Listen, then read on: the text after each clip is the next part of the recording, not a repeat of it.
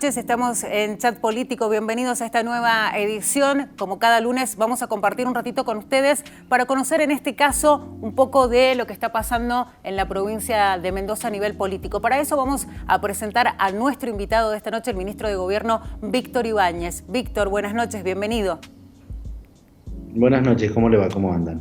Muy bien. Queríamos hablar un poco de distintos temas. Enseguida vamos a hablar de la pandemia, pero queríamos en el arranque de esta entrevista ahondar un poquito en el tema de la reforma constitucional, algo en lo que se ha encaminado el gobierno de la provincia con un proyecto que tiene como objetivo sobre todo disminuir los costos de la política en la provincia. Uno de los objetivos tal vez más importantes, hablan de unicameralidad, de independencia municipal. Nosotros queríamos que usted nos dijera qué es lo más importante y por qué hoy por hoy Mendoza necesita esa reforma.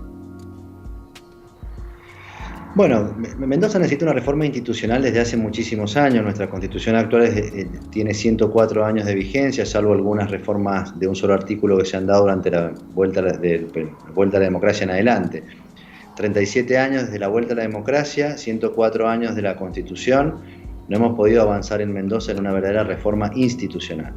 No solamente la Constitución de Mendoza, sino también las leyes que la reglamentan en forma directa, como la ley electoral, la ley de partidos políticos, la ley orgánica de tribunales, la ley orgánica de municipalidades, que no han podido ser reformadas en profundidad porque la Constitución establece un límite que le corresponde, obvio, a una Constitución que data de 1916 para una provincia, para un país y para un mundo muy distinto al que hoy vivimos. Los distintos intentos desde la vuelta a la democracia, por diversas razones, no han podido llegar a buen puerto y no se ha llegado a un debate profundo. El gobernador Rodolfo Suárez prometió en su campaña enviar un proyecto de reforma de la Constitución, lo hizo, está en la Cámara de Senadores. El proyecto de alguna manera recepta ejes centrales. Los ejes centrales son, en primer lugar, debatir una reforma institucional para Mendoza, trabajar sobre los criterios de representación territorial, sobre la disminución del gasto público, sobre la incorporación de derechos a la Constitución, sobre el equilibrio fiscal como una obligación del Estado, abrir el debate de la autonomía municipal, que son los ejes centrales y los aspectos que el gobernador de la provincia ha considerado que en un proyecto que no pretende ser un proyecto, por supuesto, ni a libro cerrado ni mucho menos, sino puesto en debate en el proceso de reforma de la Constitución que establece nuestra Constitución, que comienza en la legislatura, ha dado cumplimiento a esto y sobre todo el proyecto contiene, además de estas propuestas de la unicameralidad para la disminución del gasto público, representación igual territorial de todos los departamentos de la provincia en nuestra legislatura, que hoy no lo tienen, hay departamentos que no tienen legisladores, equilibrio fiscal como obligación del Estado, abrir el debate de la autonomía municipal, que es un viejo reclamo, digamos, y una exigencia de la Constitución Nacional, de limitar a una sola reelección inmediata a legisladores y concejales, equiparándolo con los intendentes, y prohibir, o sea, mantener la prohibición de la reelección inmediata del gobernador y vicegobernador de la provincia, porque considera el gobernador que esto forma parte de la historia institucional de Mendoza y lo que no estamos dispuestos en Mendoza a cambiar. Víctor, ¿y cuál ha sido la recepción que han tenido de parte de la oposición y sobre todo del peronismo a este proyecto? El justicialismo, el peronismo aún no se ha pronunciado sobre este punto, salvo algunas declaraciones genéricas que tienen que ver con considerar que esta no es la oportunidad para un debate de esta naturaleza, cuando es totalmente a la inversa.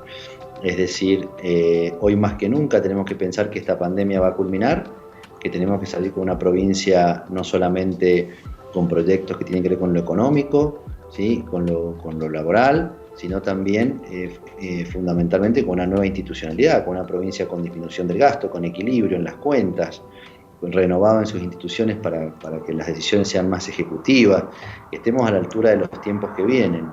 Es lo único que se ha manifestado, aún no hay un pronunciamiento por parte del justicialismo sobre el proyecto puntualmente.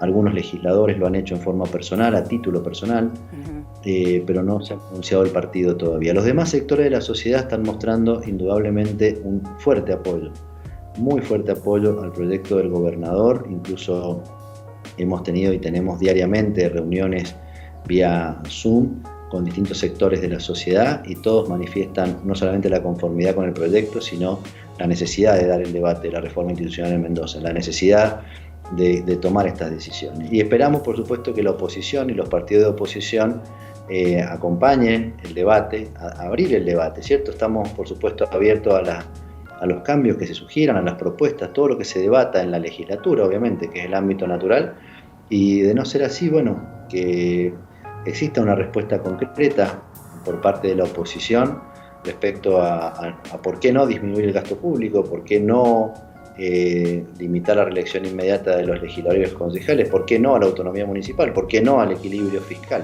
Claro. Víctor, ahora nos vamos a meter con el tema de la pandemia y sobre todo después de meses en los cuales este tema se instaló, por supuesto, en nuestro país, en nuestra provincia, modificó la vida de todo el mundo.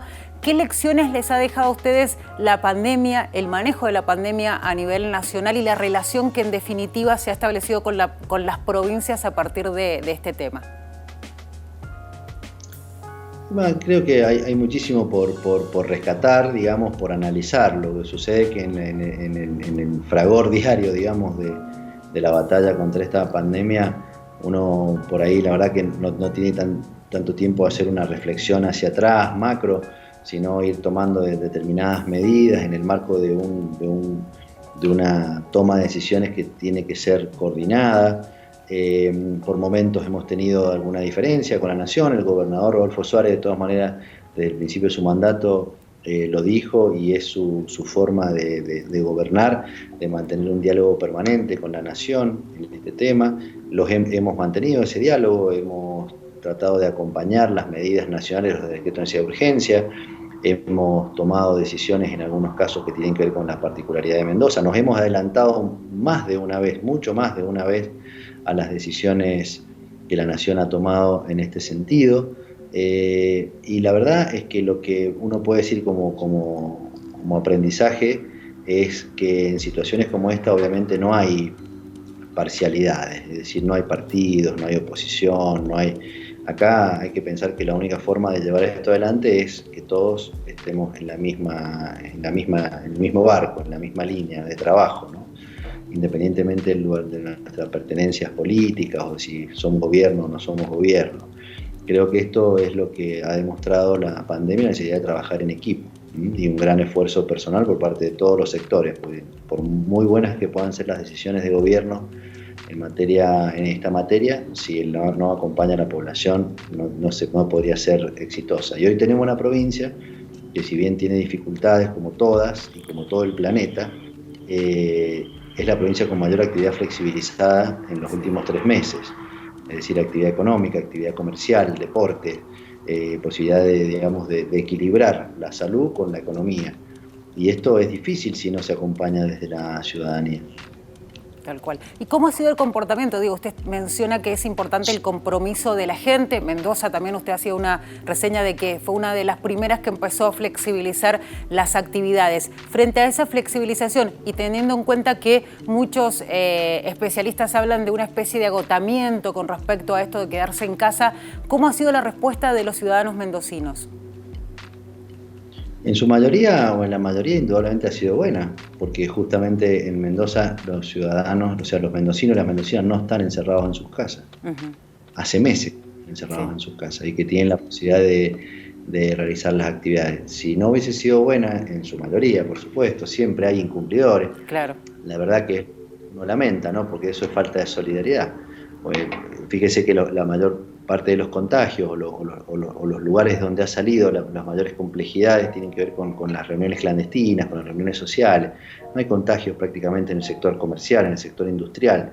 La gente que trabaja se cuida porque justamente valora tener el trabajo, cosa que no sucede en otras jurisdicciones del país, donde llevan 150, 160 días en una situación de fase 1, con un crecimiento de contagios enorme y con una economía devastada. Si bien la macroeconomía obviamente afecta a todos y nos afecta a nosotros también, podemos decir que hoy en la provincia de Mendoza uno sale a la calle y la gente está trabajando, salvo aquellas actividades que por razones determinadas, el tipo de actividad o porque un decreto nacional lo prohíbe, son hoy inviables de realizar o prohibidas absolutamente, como puede ser el turismo, por ejemplo. El turismo a nivel general, digo, porque nosotros tenemos también hasta internos funcionando. Y la verdad que, bueno, hay una mayoría de gente que cumple, si no esto no sería posible, y hay grupos de incumplidores a los cuales, bueno, habrá que seguirle solicitando, como hace el gobernador, semana a semana, que tengan conciencia y solidaridad con el resto. Volviendo o pensando, mejor dicho, en una nueva normalidad, ¿cuáles son las prioridades para el gobierno de la provincia pensando en ese después, ¿no? Cuando podamos pensar ya en tener superada la pandemia, ¿cuáles son las prioridades pensando en el desarrollo, en el crecimiento de la industria, en la producción de la provincia? Creo que en esto también Suárez ha mostrado algo que anunció en la Asamblea Legislativa, y es que no solamente él y su equipo iba a trabajar en 24 horas, 7 días en la emergencia, sino que iba a seguir trabajando en los proyectos de fondo pensando en la salida de la pandemia. En esto se inscriben los programas como Mendoza Activa, se inscriben los programas como Economías del Conocimiento, que ha sido enviado a la legislatura, empleabilidad, la reforma constitucional o institucional, es decir, importantes herramientas que tienen que ver con lo institucional, lo económico y para la provincia, y que no estamos esperando el fin de la pandemia. Están en tratamiento, bueno, ya hay el Consejo Económico, Ambiental y Social, que ya estamos finalizando la reglamentación ahora. Es decir, que todas estas herramientas son, digamos, lo que el gobernador viene pensando para después de la pandemia, pero no va a esperar el fin de la pandemia. De hecho, ya hay muchos que ya son leyes, ¿no? Y que están se están aplicando, como Mendoza Activa, por ejemplo. Víctor, la pregunta ahora está vinculada un poco a la relación que hay hoy entre el gobierno nacional y la oposición, pensando que se mostraban muy unidos, sobre todo los gobernadores opositores junto al gobierno, y usted lo decía en esto de hacerle frente a la pandemia, pero después en el camino hubo algunas medidas que empezaron a dar esa sensación de que la grieta se empezaba a abrir de nuevo, y sobre todo en las últimas medidas muchos analistas dicen, bueno, hay una profundización de la grieta. ¿Cuál es su percepción con respecto a esa relación entre la oposición y el oficialismo? Nosotros no planteamos eso desde el gobierno. Nosotros, el gobernador y el equipo de gobierno, tenemos muy claro para qué el gobernador ha sido elegido, que es para gobernar, para darle solución a los problemas de la ciudadanía, para, digamos, llevar adelante todos los proyectos que mejoren hacia el futuro a la provincia de Mendoza, y la verdad que independientemente de que siempre existen, sea cual fuera el momento histórico, ¿sí? Diferencias entre gobierno nacional, gobiernos provinciales, no solo con Mendoza, con todas las provincias sucede lo mismo. Históricamente esto se da y son, digamos, de alguna manera tires y aflojes en atribuciones, en recursos, etc. El gobernador no lo ve desde el lugar ni se detiene en el lugar desde la grieta, sino en el lugar de la gestión para que Mendoza siga adelante y para que salga adelante.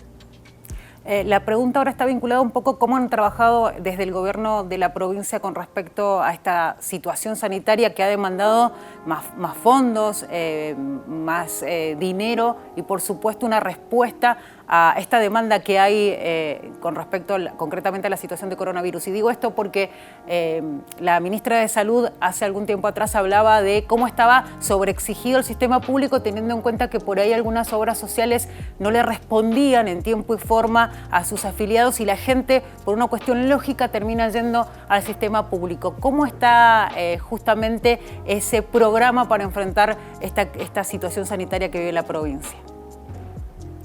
En cuanto a recursos, habrán visto ustedes, y esto es público, porque aparte el gobernador y se informa esto toda la semana, en cuanto a la adquisición de insumos, en cuanto a la llegada de los respiradores, en cuanto a no me acuerdo cómo se denominan técnicamente, pero los cascos de oxígeno, sí. Todo lo que tiene que ver con presupuesto destinado a salud y a infraestructura se está llevando adelante como se va comprometiendo. De hecho, la verdad que aprovecho esta entrevista para agradecerle al rector de la Universidad Nacional de Cuyo y a su equipo de gobierno que la habilitación de la sala de terapia intensiva del hospital universitario, donde hemos acordado enviar respiradores y habilitar 6 camas de unidad de terapia intensiva. En todos los planos estamos trabajando desde ese lugar con los recursos y poniendo, digamos, todo el foco de los recursos en que no falten insumos y no falten, digamos, no falte infraestructura, más allá de que ninguna infraestructura sanitaria del país, y no sé en el mundo porque no habría que verlo, pero en cada país estaba sin duda inicialmente preparada por una pandemia de esta naturaleza. Sin duda son tiempos bastante difíciles, ¿no? para la Argentina, para el mundo en general. Mucho se habla de la economía, de cómo se ha ido cambiando, de todas las exigencias que ha tenido frente a esta situación que ha generado el coronavirus. ¿Cuál es su opinión con respecto a las últimas medidas económicas que ha tomado el gobierno nacional y cómo cree que puede afectar? Porque muchos sectores, sobre todo de la industria, hablan de consecuencias que son inevitables, ¿no? A partir de las últimas medidas.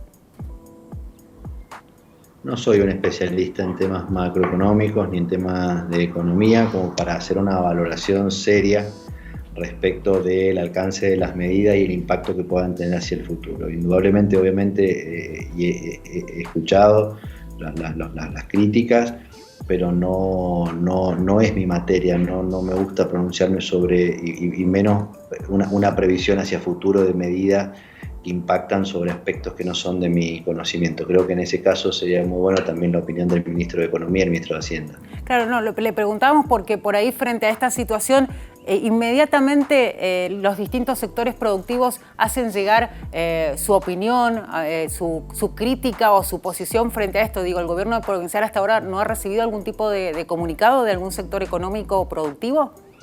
Probablemente, es muy probable que estén haciendo llegar, si es que están haciendo llegar algo, al Ministerio de Economía de la provincia, al licenciado Baquié, y bueno, veremos en los próximos días. Las medidas estas han sido de ayer. El presidente hace algunos días nada más hablaba de empezar también a trabajar más por las provincias. Siempre se pronuncia como su gobierno y su administración como mucho más federal que otras épocas de la Argentina. ¿Se puede decir lo mismo, teniendo en cuenta, por ejemplo, también esta quita de la coparticipación de un punto a Capital Federal y las opiniones que salieron, sobre todo también no solamente de analistas económicos, sino políticos? ¿Cuál es la sensación que hay sobre todo en las provincias opositoras frente a esta decisión que muchos dicen ha sido unilateral e inconsulta del gobierno nacional? La discusión sobre el federalismo argentino es histórica. La discusión del federalismo argentino comienza el 22 de mayo de 1810. O sea, yo creo que no estamos frente a nada tan distinto a lo que hemos discutido siempre. Sin lugar a dudas que las decisiones inconsultas de esta naturaleza lesionan los aspectos del federalismo. Y obviamente tienen que ver con una discusión, vuelvo, histórica, no resuelta o irresuelta y con dificultades de resolución a futuro, porque por ahí he visto columnas en el Diario de la Nación de algunos planteando que no se aplica la ley de coparticipación federal. La ley de coparticipación federal de la Constitución del 94 no se aplicó nunca, no existe, pero no existe no porque no se aplique, no existe la norma, no existe.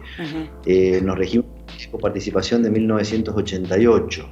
Sí, porque esa ley, como se introdujo en la Constitución Federal en el 94, es impracticable, inviable, no se va a sancionar jamás, porque requiere la aprobación de todas las jurisdicciones y de la Nación una ley que se llama ley convenios, como una ley contrato. ¿Sí? Nadie va a resignar más o menos puntos para llegar a un acuerdo entre todas las jurisdicciones, es decir, es prácticamente imposible cumplimiento. Alguna vez hay que dar un debate sobre el federalismo un poco más profundo que se viene dando desde 1810 para acá, pero que no tiene solución. No ha tenido una solución. Esto es así, guste o no guste, y ha pasado con más de un gobierno. Y viene de una discusión de toda la vida. Y máxime cuando lo que está entre medio es, en este caso, la ciudad de Buenos Aires, que no hay que menospreciar, que asienta sobre el territorio federal y que tiene que ver con una vieja e histórica discusión de la provincia de Buenos Aires con relación a sus recursos, su cesión de recursos o no a la nación.